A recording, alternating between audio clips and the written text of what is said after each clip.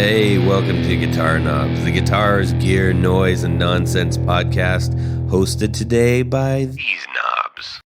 Tony Dudzik, Pick Guardian. Jared Brandon Wound, pickups. Hey, this is me, Todd Novak. We are super thrilled that you are listening with us to our show. It's like you were here with us, but you're not. We're imagining you were. We hope you're having an awesome day. We've got a great show for you this episode. Tony, what do we do on this show? We like to talk about gear, and specifically the people who produce gear. Yes. And a lot of times there's maybe people that you've never heard of. Yes. Some you might have, but some that you might not have. Yes. And we like to get the story. I'm trying to be Jermaine from Flight of the Conchords as best I can. That's not very good. No. We talk to little guys, big guys, and we just get like their background story. Yep. We talk to pickup makers. Boutique builders is the word I think you're searching desperately for. Boutique, not the builders of places that are boutiques, right? But people who yes. make things that go inside of boutiques sometimes. 101 shows, too. Yeah, we do 101s. Jared loves the 101s. And 102s. We've got somebody very special on the line that fits that bill. Monsieur, what is your name? My name's Leon. I'm from Pelican Noiseworks. Awesome. Leon from Pelican Noiseworks. Glad to have you. Yes, welcome sir. on board. Yes, sir. Happy to be here. We've had a lot of requests for you, man. Whoa. Including my own request for you. But yeah, you're well loved in the pedal community, and I think our listeners are gonna enjoy this one, provided we on this end don't screw it up. So, speaking of that, I'll make you look great. Thank you. I appreciate that. We got a couple people to thank for the equipment that we're using. We want to thank Rode Microphones for these delicious pieces of equipment. And they are delicious. Yes. Our mouths are in close proximity to the Procaster once a week, every week. And we are so thankful for the equipment that we have provided by Rode, as well as the Rodecaster Pro, which is capturing everything on this sleek machine, this colorful, sleek machine with soft touch buttons and levers and knobs. It's amazing. And you know what? One thing that's really cool about this, you can actually record a phone conversation. You can record it via Bluetooth, and it all records down to a micro SD card. So you don't even have to have a computer plugged in. If you in order for the phone conversation to be legal, the other person has to know that you're recording. That's probably true. Alrighty. Also, we've got an awesome listener 4 on the floor. Now, 4 on the floor. Jared, explain 4 on the floor for us. 4 on the floor is anybody's favorite 4 pedals that they use. They could be Desert Island, like a pedal that they wish they had, or they could be a pedal that they do have and they love. Must-have pedals. Must have, man. Yeah. Gotta have them. We dig at the 4 on the floor. So if you want to find out more about that, you can go to our website, theguitarknobs.com, and we have, we've got a lot. It's probably at least 100. I'm guessing it's about 100. I think it's 1 million. Not 1 million, maybe 100 million. So all of our listeners, not all of our listeners, all the people that we've interviewed, all the builders, all your favorite personalities. Leon's going to have one as well coming up. But you can find out what they deem as their 4 must-have pedals. We also have our patrons kind of jump in here too and send us theirs as well. So we have one from our good friend and Jared's cousin. Yeah, he married a cousin of mine, so now he is my cousin as well. Yes, he's all of our cousins. That's right. Mike, a.k.a. Muffy Merritt of the band The Bullhorn Boys. Very good stuff. I won't embellish this at all. This is a hell of a guitar player. Yeah. He is, man, he's just got the touch. He's got tone for days. It is really, really good stuff. Really we were able good. to see him in Nashville doing his thing, and wow, outstanding. Anyways, he wanted to share his. He actually sent me a note and said he was curious why people haven't chosen the JHS color box on their 4 on the floor. And he's just like, this is an amazing pedal. Why don't people put this on their 4 on the floor? So I said, well, why don't you give me your 4 on the floor? He says, well, all right. So guess what we're starting with? The JHS color box? The Fairfield Circuitry, the the accountant. Just the best compressor I've ever heard. So simple to use, and it nails it every time. Small footprint and built like a tank. Very good. Nice. Also, the Hungry Robot Moby Dick Volume 1, Version 1. Maybe not the absolute best analog delay. Well, I mean, at least he's honest. But for the money, it's hard to go wrong. Call me Ishmael. Tap tempo analog delay with warbly modulation. Delicious. I like Hungry Robot stuff. And for the record, he was one of the earlier people that we asked to have on the show, and that's just not his thing. We can respect that. That's fine. So shout out to Hungry Robot making his awesome pedals out there. Then we have the JHS Superbolt V1. This pedal ended my search for a drive pedal. I went through at least 20 other drives over the years until I landed here. I use this for every style of music. It's a great fuzz, overdrive, clean boost, and when it needs to be, dare I say, transparent, super responsive the way an amp is. It's just killer. And then lastly, the JHS Color Box. Woohoo. What doesn't this pedal do? I don't know. I use it for everything. EQ, mid-boost, high boost, fuzz of all sorts, drive, vocals, high-pass filter, AM radio sounds. The list goes on. Got to be one of those most misunderstood pedals ever. And for the record, he actually does use all of those in his live music. I mean, it's really versatile, cool stuff. Love y'all and love what you do. Big shout out to Brandon Wound. Pickups, he kills it. All right. Thank you. I just had to throw that in there. Nice. Thank you, Muffy, for sending that to us. It's a good dude.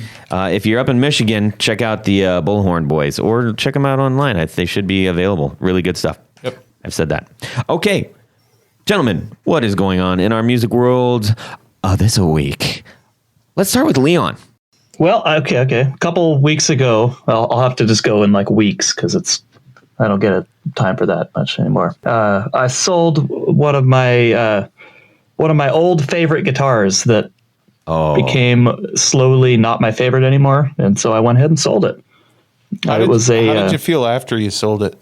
Good, great, actually. That's good. Yeah.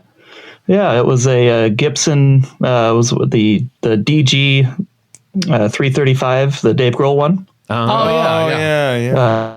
Yeah, it was from the first run in 2007. It was like serial number 19, and I held onto it for a long time. And just never played it anymore, so it's gone. Interesting. Now, I gotta admit, I'm not a huge fan of that guitar because I don't know. What's wrong with you? I don't like that one. What have you got against Trini Lopez? I don't. What like did he ever do to you? I don't like the. Didn't he have the one with the headstock, the not the standard headstock? I could have sworn. I'm gonna feel stupid here in a second. Well, you should. Yeah. I always see him play that blue. The blue one. The two one, he had the Trini Lopez model. Yeah. Which is what you're talking about. Yeah. And then there was the Firebird Studio model that he played a lot. Maybe I'm thinking of something else. You're thinking of John Mayer. No, I never think of John Mayer. Yes, you do. That's not true. That is not true. Okay, you have a John Mayer tattoo. I do. There it is. Anyways. I don't like the diamond cutouts. I'm sorry. You're just a sick I don't like the diamond cutouts. I'm leaving. I'm done. He doesn't either. That's why he got rid of it. This podcast is over. I just don't like it. I can look past that, Todd. Yeah, thank you. Well, you sold it. What if the cutouts were in the shape of a Strat? Would you like it? Oh, boy. That'd be fantastic. So, anyways, wow. How about a fly swatter? Yeah. All right. Tony. Yes. What's going on in your music world, buddy? My music world this week. So today, thanks to our good friends at Amazon, in the mail was my copy of the new Stiv Bators documentary Of the Dead Boys. Of the Dead Boys. It's called Stiv. The early punk meisters. Well, yeah, from my hometown. Stiv lived in Girard, which is just outside of Youngstown, Ohio. And Ohio. Sorry, I forgot. Do we broadcast outside of Ohio? Barely. Okay, that's good. So anyhow, Stiv joined up with the Dead Boys back in the mid '70s, and a lot of the guys were from Cleveland. So there was Cheetah Chrome and a couple of others, and they were an early band that played at CBGB's in New York City. Mm-hmm.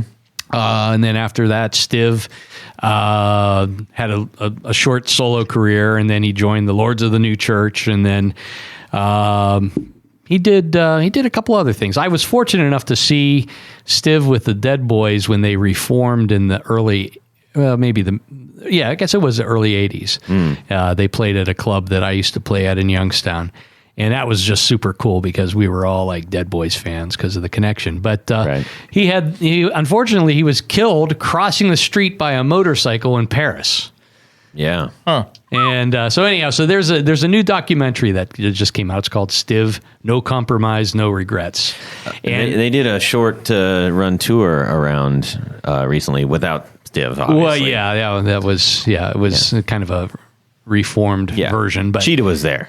But right? Cheetah Chrome and Jimmy Zero, I think, was still playing, and a couple of the other guys. But anyhow, so I can't wait. I almost skipped the podcast so I could watch. No, I would never skip the podcast. Yeah. So I'm gonna. Can we let me borrow it after? Absolutely. I love that era. That's I just absolutely love that era of music. So that was my big thrill of my music world. Awesome. This week. Very nice. Okay. I was in Michigan for the Michigan Guitar Show north of Detroit over the weekend. It was a Saturday and Sunday ordeal. It was put on pretty well. It was the guitar show itself was actually put on in an old theater. Huh. And so Interesting. yeah, it was. So you think, well, what about all the seats? Well, the seats weren't in the obviously were not in the theater. So there were levels that, stepped down, and then you had like the pit, and there were tables in the pit. There's tables, Did that work out all right? It worked out. Oh, yes, it did. Yeah, I was going to say, were things slanted, but they had leveled off, I guess. Yeah, it was it was all level, but it was just levels of, it just stepped down I'm going to say about 7 to 8 feet. Huh. So there was, or maybe 10 feet is more like it. So there's plenty of room to set up tables and then have people walk down that level cool. aisle. So it worked. How was the attendance? The attendance was pretty good for that demographic, actually. The stage was chock full of, your bigger sponsory type people. And there was a radio station there. And I forgot what the station is, but it was done really. It kind of reminded me of the Guitar Fest, but just not as big. Yeah. Okay. But yeah, it's a little more rough selling stuff up there in that area. But I did okay, and I got some really cool items that will probably come in use for when I do more shows and guitar shows and stuff like that. But I bought a really old guitar touring case, flight case. It's not silver like we all have in mind when you say flight case. It's like a cabbage case kind of thing. It's huge, and it has Heart on it.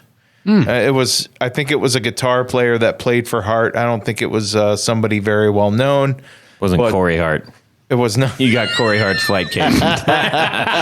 Hey, man, it was on a Heart tour, man. hey, that says more than just some weird guitar player that played for Heart at some point. Maybe they carried actual hearts in that.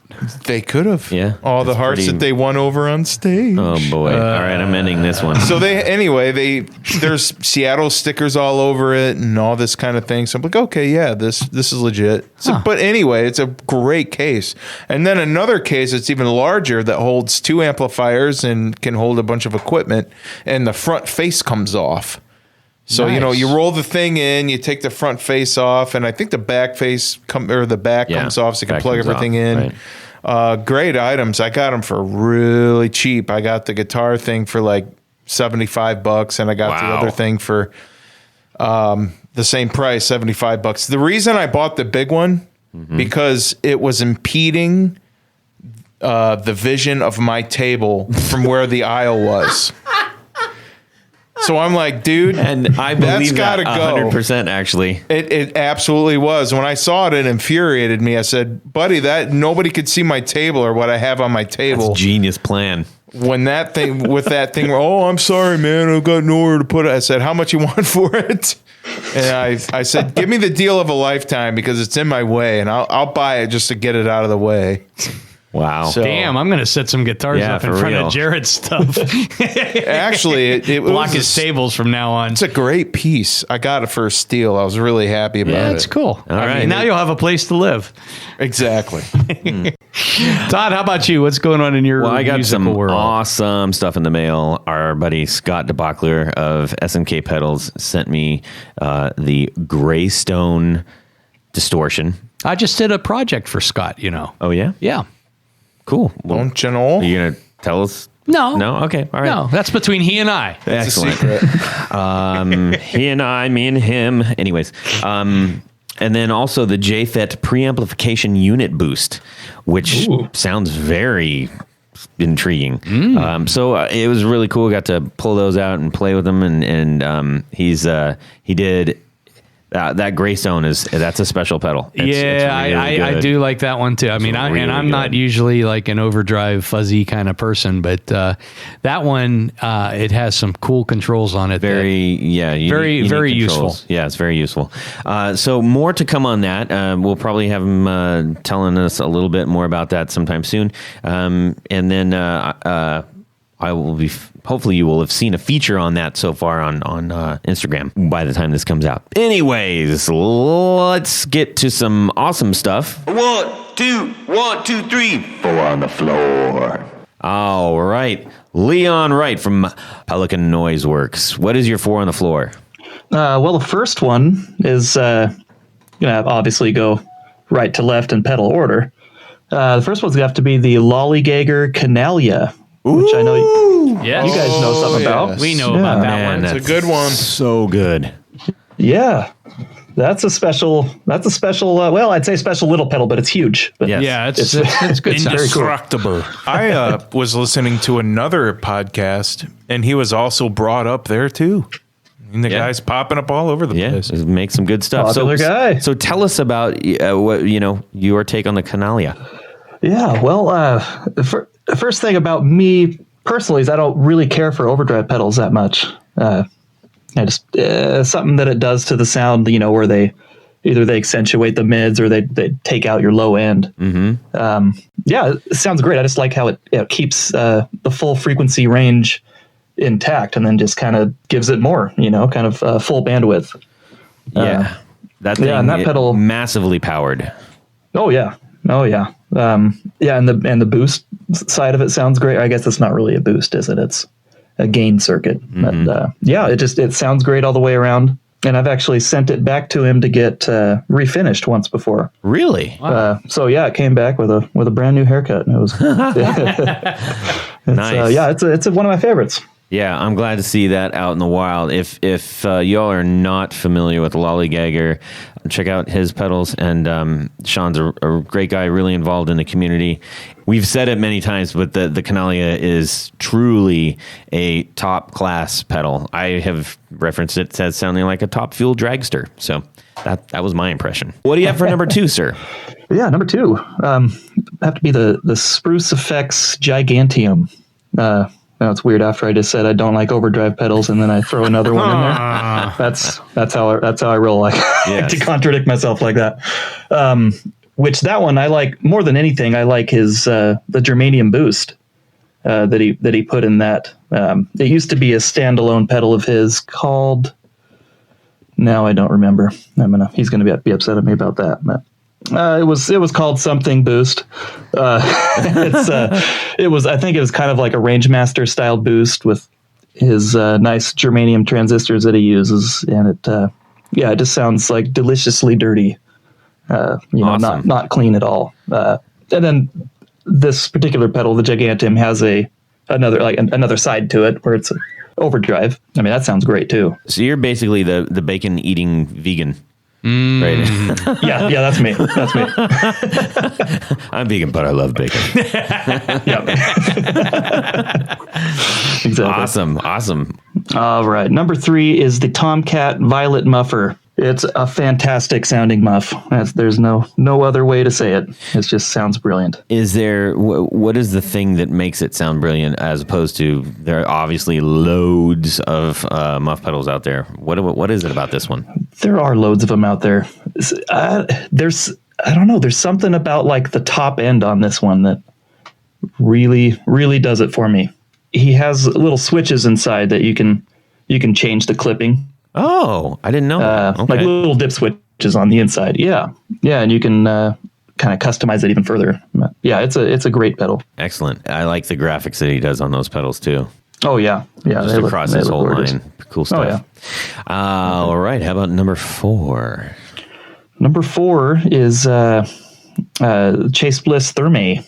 Mm-hmm. The thing is ridiculously cool. I don't know. I feel like I've gotten into it pretty far as far as the functionality. That was going to be our next question. Yes. Yeah, I figured it would be. But I've gotten into the MIDI control and started, sending it CC messages to do different things. And then I had to pull back because I realized I went too far. They do offer a class at community college on those. Right. It was... I didn't have the prerequisites for it, so I couldn't get on that. They are, I mean, something to be said. Everybody who gets one just gushes on it. And, but they also have to, there's so much packed into those things. It's, you do owe it to yourself to explore it fully and get into those. Oh, absolutely. Yeah. And I've explored it as deep as I'm comfortable with exploring it. And then I just forget how to get back to that sound that I had before. But Right. you just set that thing up as a basic delay and then start adding in some of the intervals and weirdness. And it's just, you can't get I can't get a bad sound out of it. Yeah. Well, I can get unusable sounds out of it, but not bad sounds. and then they just have the recent release, the Mood, which is, pretty. That looks really cool. Gonzo as well. Chase makes it to the 4 on the floor yet again. So it's a running runoff. Is that a thing? A running runoff? Spinoff?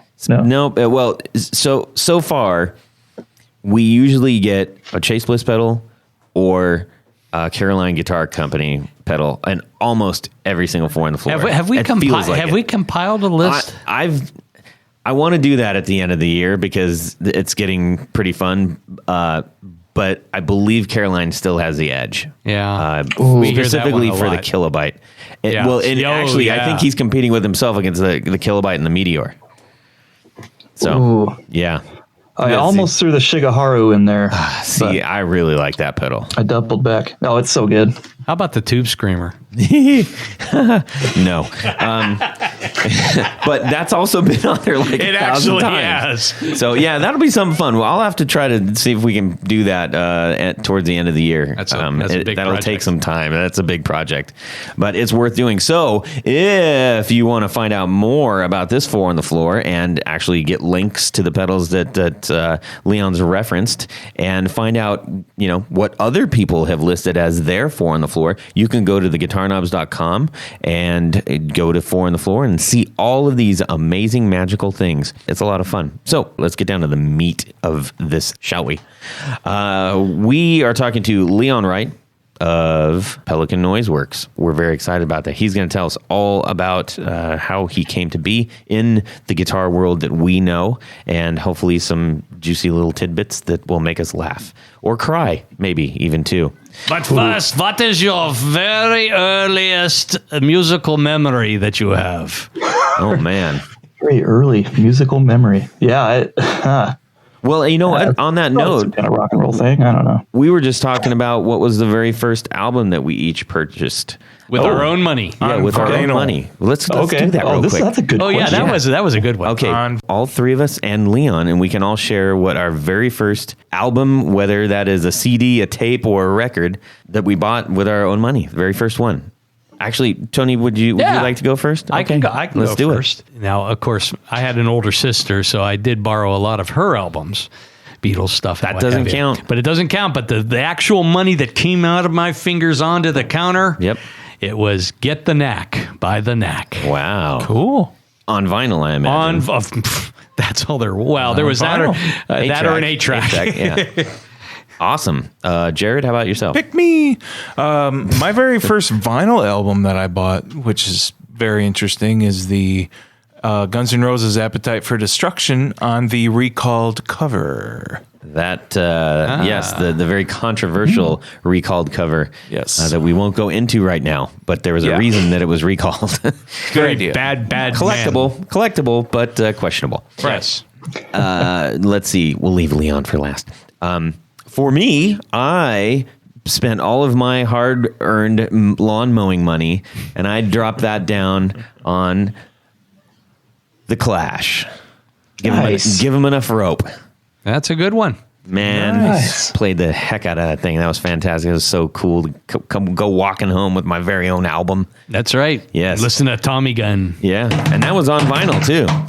Yeah, way back in the day. Leon, we're dying to know yours.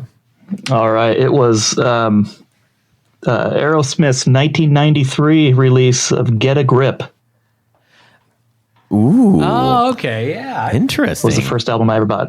Was that That's what, the same one I bought on Yeah. CD. That was the I don't first know album why, I but it paid was. for.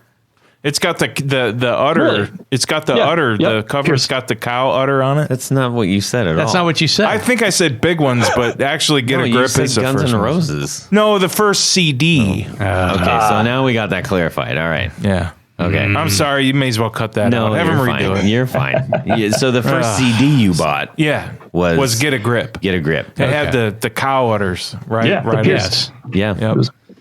It had like crying and I'm pretty sure yeah. that's what Chick-fil-A based their entire brand off of. Yeah. Then there Like was the writing too, right? Wasn't it like then there was the recalled album cover of that too. Yeah. right. Yeah. Anyways, I don't know where that's going.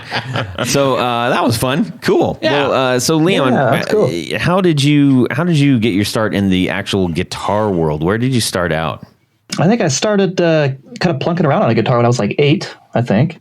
Trying to, teach myself how to play guitar on a acoustic with super tall action. I'm sure that's a familiar story to a lot of people. Oh yes, Yeah. that's the way it's supposed to be. Yep. That's how it should be.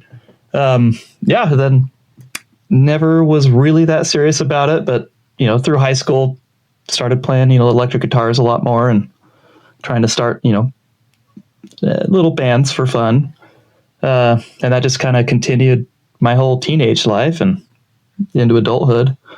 Now, did you grow up in the Portland area? Yeah, yep. I've lived in this area all my life. Cool. Yeah, and really, it wasn't until what was it? Probably 2015 is when I kind of got the wild hair to start trying to design circuits. How did you jump always into been that? I mean, that's kind of like what preempted that? Well, yeah, it's right. I'm kind of a general just maker. I've always just kind of made things and tweaked on things ever since I was a kid. Did you always so tear stuff apart and put it back together? Yeah, that kind of stuff, or try to make something quote unquote better than it was before, which almost never worked out for me. But yeah, I do that a lot, and it still doesn't work out either. Right. Oh, it still happens all the time. Yeah. Got a whole bunch of pedals around here that are they're garbage now. I worked on quite a few, or a couple. I shouldn't say quite a few. A couple local recording studios around here. I've helped do the wiring of them, like patch bays and so on. Oh wow! I was really big into studio stuff for quite a while, kind of repairing some gear, light repairs, and then wiring patch bays and things like that. Mm-hmm. And then I had started built a couple pedal kits, and said, that doesn't look too hard, and it had its challenges, but they all they seem to eventually work. Mm-hmm. And then that's kind of when the idea of, well, I got these ideas that I could maybe make work if I learned some more about it, so lots of research later. And then, started working on the Pelotar, which I'm sure we'll go into. Mm-hmm. Oh, yeah. So did you have any electronic background to begin with? That's kind of how it started. Not necessarily. By trade, I am a HVAC technician, kind of like low voltage controls guy. Mm-hmm. So not necessarily electronics, but very familiar with how schematics work and basic electricity. That's always kind of came fairly easy. You were just talking about low voltage controls and stuff, and in a not even semi, it's a totally unrelated guitar thing. I just showed Apollo 13 to one of my daughters, and she absolutely loved it. And then we were going upstairs, we passed the laundry room, and I said, the whole part where they're trying to squeeze like every single amp, make it as small as possible so they could run the entire rocket on like 4 amps or 7 amps or something like that. And I said, you see that dryer right there? That's using more amps than the actual rocket they were coming back in. Like 5 times as many. Like, what? Like, that's crazy. No, really, because they spent a lot of time on that in the movie. So wanted to give her some context anyways. So you could fly Apollo 13 is what you're saying. Yeah, no big deal. Okay. No big deal. I don't like to talk about it. Right. Okay. I don't want to brag or anything. Yeah. So, okay. You jumped in full on then. So you went from a couple DIY kits to you attacked the Big Daddy, the Klon. Yeah, I guess so. I mean, all right. Well, let's get into that. I'll start off by saying this. When I had built like the first prototype of the Pelletar, to that point I'd never actually seen the circuit to a Klon before. Wow. So you can. I definitely wasn't ripping off or anything. Obviously, no. It doesn't sound. Yeah, it was more of it was just a joke. Started out as a joke, and it wasn't even going to be a cool sounding pedal, really. It was actually Blake from the Tone Mob. He's a good friend of mine. Mm-hmm. We're in a band together, and he just floated the idea to me, like, "Whoa, what if we made a pedal and it did, it was a crazy fuzz or just something wacky, but it looked like a Klon," because that was when there was quite the craze over the whole Klon clone thing, and then the idea just kind of spiraled out of control, like. Well, I think we could do that. Then, hey, wait a minute. What if it was 2 fuzzes? And then, what if we blended them together? Wouldn't that be funny? Yeah. Yeah, just figured out how to make it work. Yeah, so the Pelletar just ended up being a really fun project. A lot more interest in it than I thought there was going to be. Right. Well, that thing really blew up, man. I mean, I saw that pedal more than I knew what Pelican Noiseworks was. If that makes sense, you know what I mean? Right. I didn't understand it at first. I was like, I don't understand what's everybody making the fuss about this. And I was like, Pelletar, what? And I wasn't putting Pelican and Centaur together. It just I was delightfully stupid about it. But there's still people all the time emailing me. They're like, I just figured it out. This is awesome. Yeah. And if you do buy one, which we highly suggest you do, make sure you actually look at the instructions. It'll save you some, aspirin, maybe. You were kind enough to put that in, and when you sent one over for us to play around with, and let's just get this out of the way. It is a gorgeous pedal. I mean, it is finished really, really well. I was very impressed at the fit and finish of this imposter pedal, and I only say imposter because it's clearly supposed to be like the Klon, but it doesn't sound anything like it, or not even remotely. But I will say that you did confuse one of us, who I won't name right now. But he's like, I don't understand what's going on with this pedal. The gain, it's not a gain. What do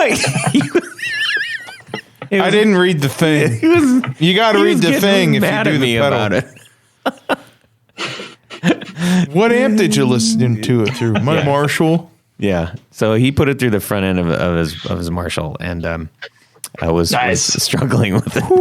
But anyways, so after I explained a little bit, and he's like, oh, right. So it was a good time. Tony, you played it through your Vox? Yeah, that's what when I usually test, I have a Vox AC15 hand wired that has a Celestian Blue in it. So that's kind of, I know what that amp sounds like. Oh, nice. So anytime that's kind of my test rig. Yeah. And I thought it interfaced. I mean, the Vox takes pedals really nicely. I think as does a lot of Fender amps. Yeah. So I find those to be good test beds. Marshalls, on the other hand, they don't like anything in the front end. I would have to agree. Well, except for a tube screamer. That's about it. Really? Yeah, if they sound the tube screamer, that's about it. Well, anyways, enough about the tube screamer. Yeah. But wait, can we talk more about the tube screamer? Yeah. Why not? It's green, right? So that was your first big one, right? Yeah. And how long did you stay on that? Because you're building them all yourself. You don't have a team of people. It's just you. Right. I do have a friend named Justin Porter, who's in some of the gear groups. Some of you might have seen him around. He does help me build every once in a while. Okay. In his spare time, he'll build a few. Right. So he does help out. But yeah, for the most part, it is just me in here. Yeah. He's not the pickup builder, is he? No. He's okay. He does. Because I believe he's also in Oregon. Yeah. So. Porter pickups. I think they are in Washington. I think. Oh, okay. Yeah. Close. No, upper northwest. I could be totally wrong about that. Yeah. They're all builder. neighbors. He's a good builder, by the way. Yeah. Everybody.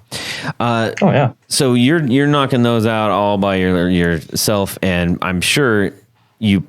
Well, I'm not going to assume. Were you expecting the kind of response that you got from those? No, not at all. No. I thought, I think I built 20 to start with. That was kind of all the money I had to dump into it at the time. Mm-hmm. I just built 20 of them, and I thought I was going to be sitting on them for a long time, and didn't expect to make any more than that. And then those sold out in I think. I can't remember. It was a few days. I think they were sold out. And I had to start Good for you. figuring out how to make more. Yeah. It was amazing how it worked out. Well, can you share with us about how many you're into at this point? It has tapered off a little bit. So I think I'm at like, I didn't even see what number yours was. I think I'm at like 360, I think. Wow, that's awesome. That's it. Well, and this episode has not aired yet. So once this hits, Right. Could be, you better get geared royalty up. tracks are gonna be 720. streaming. Yeah, you're gonna have to hire quite a few people. Whole staff. Right. to sell all of them. Anyways, cool. So you knocked that one out, and then at some point in time, you're like, you know what? I gotta do something else here. What was the next thing in line for you? The next thing I did was actually it was another super fun project that it didn't go real far, but it was just so fun and cool to me to be a part of. Kevin Equits with Equits Guitars, Former guest. Go check out his episode, everybody. Oh yeah, shout out all day long to Kevin. Him and Co Schneider, another shout out for past guest. Yes, sir. They'd asked me if I wanted to work on putting a fuzz in a guitar. And I was like, well, yeah, that sounds right up my alley. And just the way that those two kind of brainstormed it or came up with the concept of it, how it was going to work, and the controls, how those would operate, just sounded really smart and not gimmicky at all.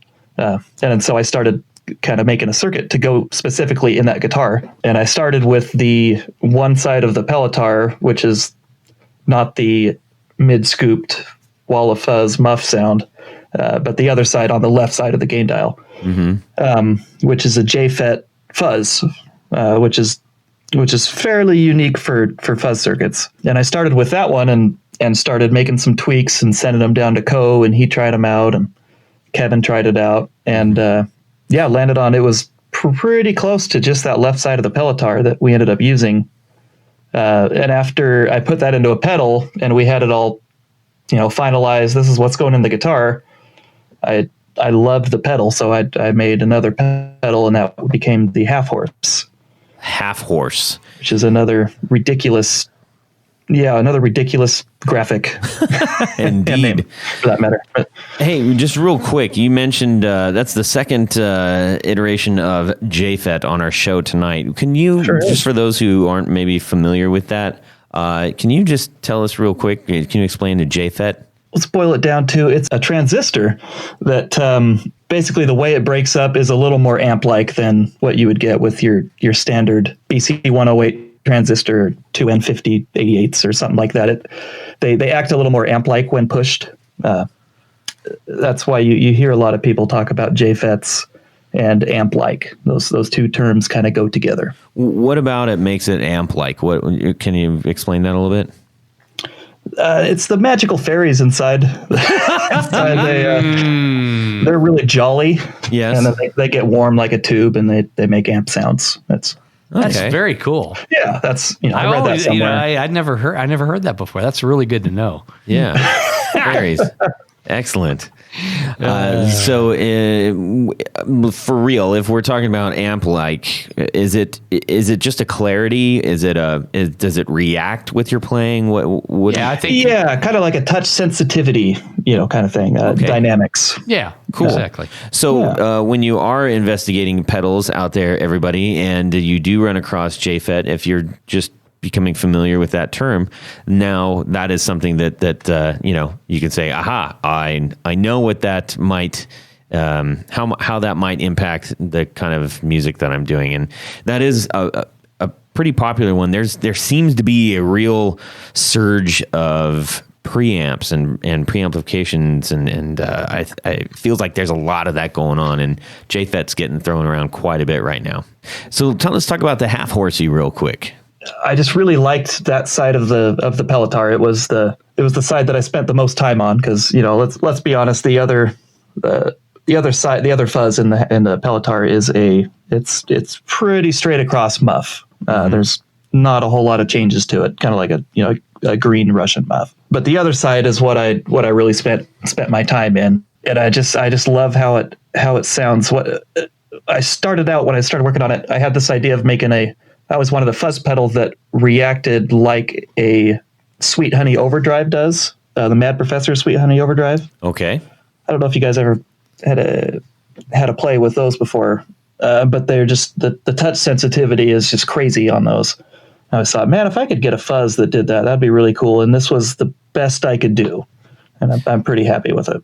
See, I like what you just described because that's something that I really appreciate. And when I'm looking for a pedal, I don't have too many pedals that like if you turn it on, it's just that. I like the idea of being able to get a dynamic response out of a pedal, especially how you play the guitar and how it reacts. You're not just getting that signal coming through with the notes attached to it. You know what I mean? Sure. Yeah. And I think that's one of the things that a lot of the preamps do. I feel like that is what that's doing for people, is giving them a little bit more interactivity or amp-like tones out of it, rather than just like, this is exactly what the pedal sounds like, and no matter who plays it, Absolutely. What'd you do after the old half horsey there? Well, after the half horsey, that was probably about when I did the 50/50 pedal for an undisclosed competitive podcast. Oh, it's all good. I'm joking. They asked me to 60 do cycle that hum. pedal for them. 60 cycle hum. Yes, sir. Brian Burke and Steve were over there. Good guys. They had asked me to work on that pedal, and I thought it sounded awesome because again, I'm going to contradict myself. I hate overdrives. The DOD 250 is the best pedal ever made. I'm that guy. But that's one overdrive pedal that I've always enjoyed. And I wanted to hear what two of them sounded like in one pedal. That's cool. See, as long as you say that, if you continue to say that, then you never really have to own up to anything. No one will ever judge you for making a good one or a bad one. Right. I hate these things, but I had to make it anyways. Yeah. That's a good angle. We won't share that. We'll edit that out. So then, and then after that, I think is that when you're going to the nod to Tool Time? Yes. America's favorite 90s television show. Yes. No, it's not really at all. But yeah, that's the Binford 6100, which is little miniature disaster in a box. I was having fun with an idea, playing around with the Spin FV1 chip. What does that do? That did really weird sounds. It was I was playing around with it, and and then I'd keep having another idea, and then I started putting them together into like, one effect where each knob did, different parts of the effect. One knob controlled like a cocktail filter type thing, and the other knob was a ring mod, and the other knob was a fuzz, and started combining things in weird ways. And that pedal made me smile when I played it, like bigger than I've ever smiled before, and laugh when I looked at it. Like, okay, I got to put it out there. Hey, if you don't want to buy it, don't buy it. But I think it's hilarious and really useful, actually. Again, with a very genius marketing plan. If you don't want it, don't get it. Right. Yeah, I'm not going to. You're not going to hurt my feelings, man. Yeah, what you should say, I prefer that you not buy it. Yes, these are not for sale. Speaking of not for sale, when will the Pelotar plush be back in stock? Oh, yes. I need to. I want a toy. For those who, for those who go out of stock, I kind of keep forgetting about them. Yeah, I need to. As soon as I can talk my wife into building some more of them, we'll get them back on there. So those, if you're wondering what that is, if you go to the Pelican Noiseworks site and to their products, there's a plush toy. yes, Yeah. Which I think people, a guitar player can buy the pedal for himself or herself, and the plush toy for one of the kids. I love when people that are making stuff make little odds and ends and bits and bobs. It's because we talk about this all the time. I'm going to bring it up again. As enthusiasts, as borderline collectors, once we lock onto a brand, we want all that extra stuff. Like that gets us closer to the brand. It's the individual fingerprint that we reference so often, and I love that. I think it's fantastic. Getting back to the tool time thing, I encourage everybody to actually go check this out. Yeah, it's so funny to me because you clearly, I really appreciate your sense of humor. If you're just looking at the pedal, you're like, oh yeah, okay, there's pedal and a bunch of knobs. But then you get into the knobs and you start reading what they are. And the fact that they mean absolutely nothing, I like that. I think that's really fun. Jared you don't do so well with that. Let's just admit that. I'll admit that for you. And then, I don't even know what you're talking about. But all the little switches and everything, and everything on it references something from that show. And I thought that it was just immensely clever. I'm glad you think so. Yeah. But whatever you do not buy that pedal. Yeah. Right. There's an embargo on that pedal. At the end of the day, I'm having fun, building pedals and making, useful and also funny things. I just like to have fun with it. I think that the gear shouldn't always be serious. There's a time and place for the seriousness of it. Yeah. Yeah. Well, it's good that you're doing that out there. Just out of curiosity, I mean, we've kind of gone through your pedals a little bit and stuff. What do you like? What's your rig like? Tell us about what your guitar and your amps and like what does that look like for you? Oh, okay. I'm a big Benson amps fanboy. Oh, right. So I play. Is there anyone in the Northwest that doesn't play those? I don't think there is. Yeah. Yeah. He was actually a really early guest. He gave us the time of day a long time ago, I really appreciate that. So thanks, Chris. Oh, awesome. I'm looking on Instagram, and when you said that, a Benson post came right up. Yeah. It kind of freaked me out. These are That's great. the way it works. Great amps. That is. Oh yeah. Wow. Yeah. So you're playing Yeah, what so I play model? mostly a Benson. I'm playing a Benson Vincent. Yes. Which is one of the newer ones. I have a Monarch Reverb combo here as well, and those are my go-to amps. It's hard to choose one. And my main guitar is my Telecaster. It was a Baja Telecaster that I kind of heavily modified and stripped and refinished and slapped a Bigsby on, and it's the go-to for sure. That's fun. I actually kind of like for whatever reason, I appreciate a Bigsby on a telly because it can the weight of the Telecaster and it just feels like this can handle the Bigsby. You know, where you see it on some other it's like why did you put that on that guitar? But that's just my own thing is. But yeah, so there. What else? Well, you got some more guitars. I'm assuming. What's your number 2? Yeah. Number 2 is definitely the Equitz Guitars Fuzz Rayburn. Mm-hmm. And then I have a Gretsch White Falcon that I recently picked up earlier this year. It's been one of those guitars that you always got your reverb watch list, and you're always looking out for it. And it finally came up at a local shop, and it was the one. Was it like a vintage one? No, it's 2012. Okay.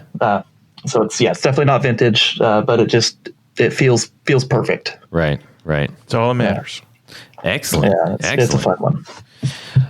Where are things heading for Pelican Noiseworks at this moment? Well, at this moment, besides off the rails currently, or like right now, just totally off the rails. Kind of just staying the course right now.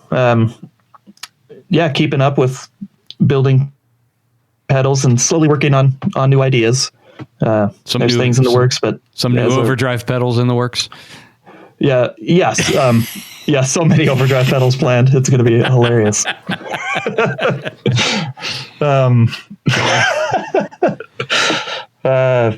Just as a kind of a one-man shop for the most part. It's a little tricky to find the time to develop new things, but try to do it as much as I can. Leon, thank you so much for sharing all of your backstory and letting us get to know Pelican Noiseworks a little bit more and the man, the myth, the legend behind it. I appreciate that you're putting the funny out there in the guitar world and just kind of on a if you catch it, cool, and if you don't, then don't worry about it vibe. I had one more question because he's in Portland, right? Yeah. Do you know Fred Armisen?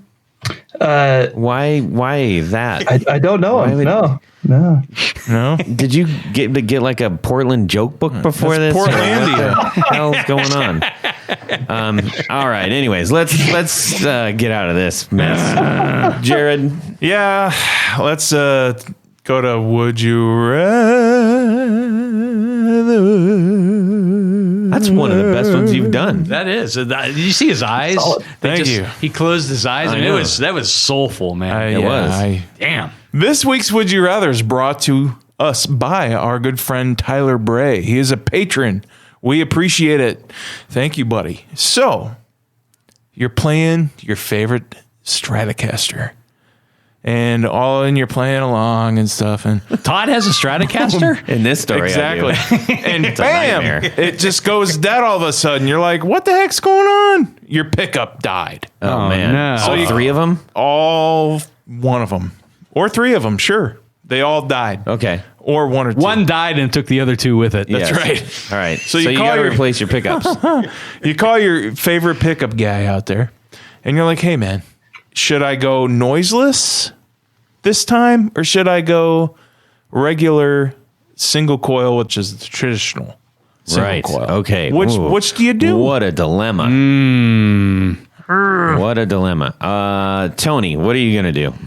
You know, I've never been a fan of noiseless single coil sized pickups. I don't know what it is. They either sound too sterile or they just don't sound right. And, you know, while I'm not a huge fan of 60 cycle hum, not the podcast, the actual 60 cycle Yes. hum, I think I'm going to have to go with stock setups, maybe wound a little bit hotter. The traditionals, yeah. Yeah, I like my Strat pickups wound a little bit hotter, and which makes them a little bit darker.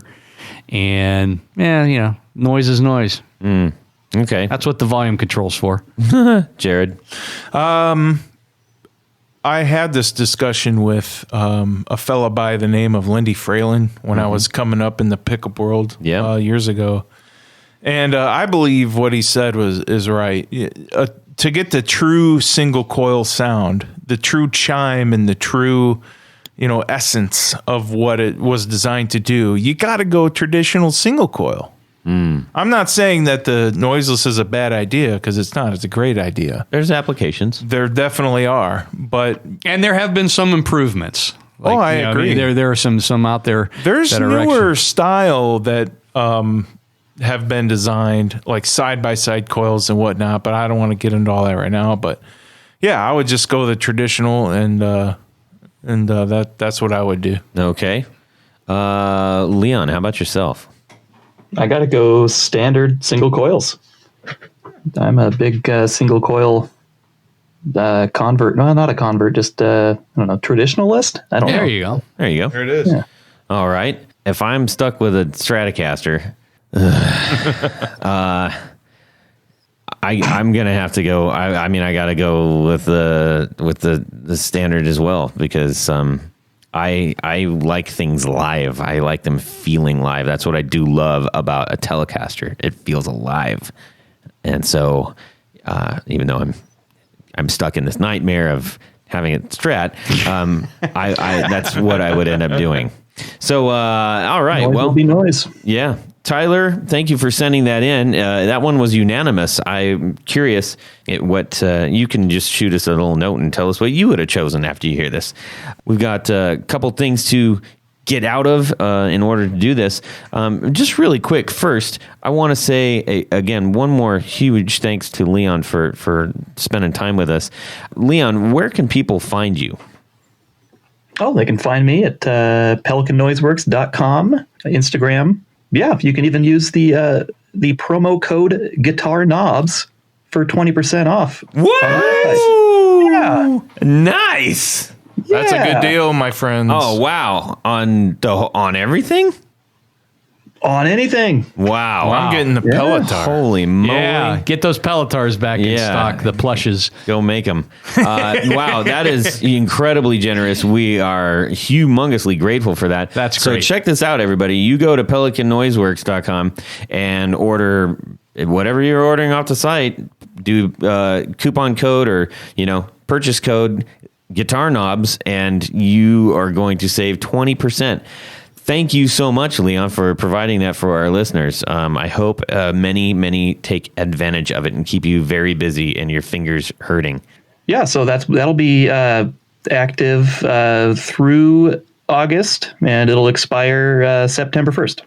Awesome. Brilliant. 2019, just in case in 5 years you listen to this and you're like, sweet, I want my discount. Yeah.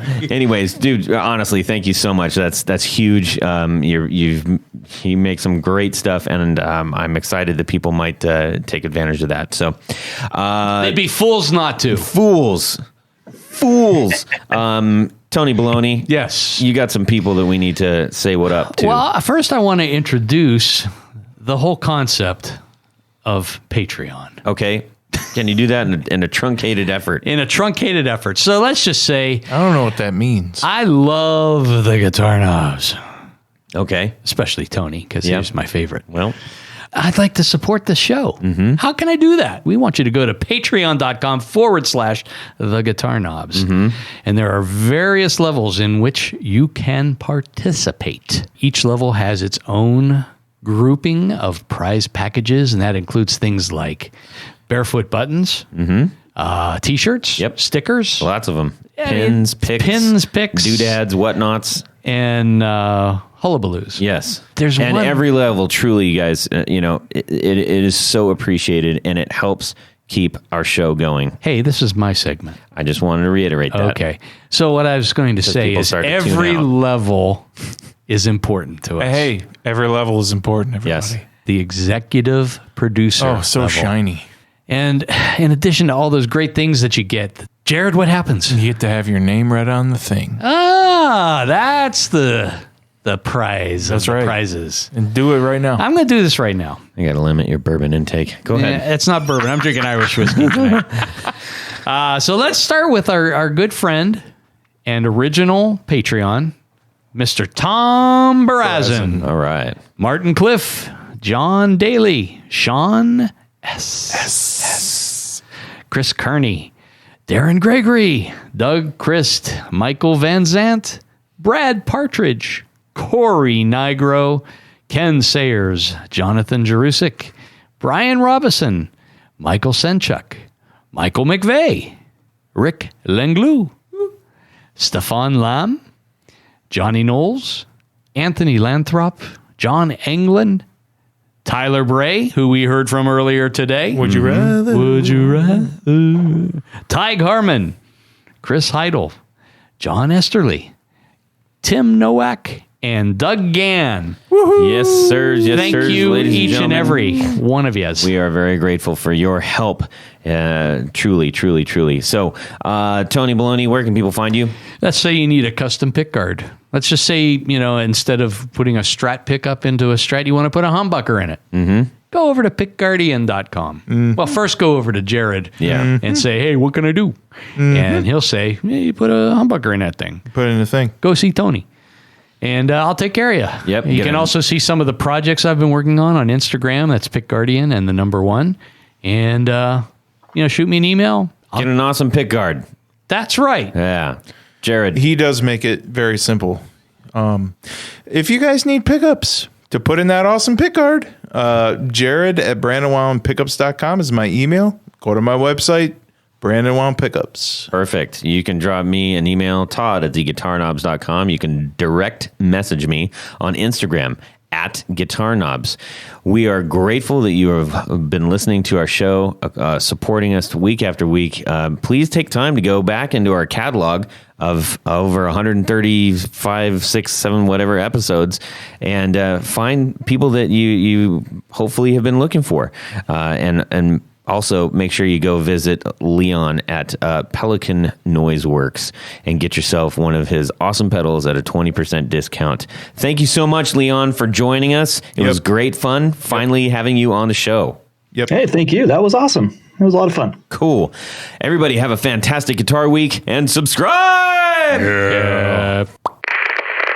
I just thought of pudding. I don't know why. I like pudding. And pudding's good. Tapioca. Pudding.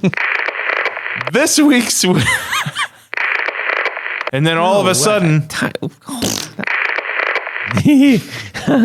No. Goober. Time out. You have derailed, my man. All right, no. that's a wrap. Awesome. Good talking to you. I feel like that would have. I wonder if people are sitting there crying in their mouth as they're listening. You're still with us, right? It's like Sorry. it's okay. This is awesome. Let's do this, shall we? Yeah. You ready? All why right. not? It's gonna be great. What could go wrong? Well, that's it for these knobs. Please visit our Patreon page at patreon.com/The Guitar Knobs. Visit our website at theguitarknobs.com for all of our past episodes, 4 on the Floor blog, and other good stuff. You can connect with us on social too at our Facebook page and share your gear and stories on our Facebook group. Also, be sure to check out our Instagram at Guitar Knobs. Catch you next time.